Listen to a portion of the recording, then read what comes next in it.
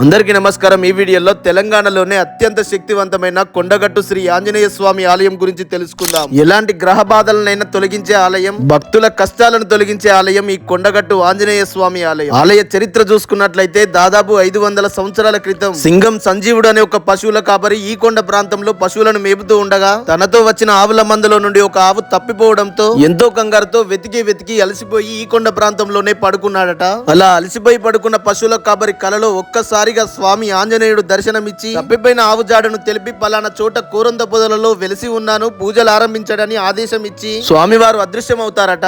ఆ తర్వాత స్వామివారు చెప్పిన చోట వెళ్లి చూడగా ఇక్కడ చూస్తున్న విధంగానే ఆనాడు స్వామివారు భక్తులందరికీ దర్శనం ఇచ్చినారని, అలా ఆనాడు స్వామివారు స్వయంభుగా వెలిసినారని ఈ ఆలయానికి ఎంతో గొప్ప స్థల పురాణం ఉంది. ఆనాటి నుండి ఈనాటి వరకు స్వామివారు భక్తుల కోరికలు తీర్చే దేవుడిగా, కొండగట్టు ఆంజనేయ స్వామిగా భక్తులందరికీ దర్శనం ఇస్తున్నారు. ఆలయానికి క్షేత్ర పాలకుడిగా బేతాల స్వామివారు ఇక్కడ భక్తులకు దర్శనం ఇస్తూ ఉంటారు. ఎంతో శక్తివంతమైన, ఎంతో ప్రత్యేకమైన ఈ కొండగట్టు ఆంజనేయ స్వామి ఆలయాన్ని మీరు కూడా తప్పకుండా దర్శించుకోండి. మరిన్ని మంచి వీడియోల కోసం మన తెలుగు విహారీ ఛానల్ ని ఫాలో అవ్వండి.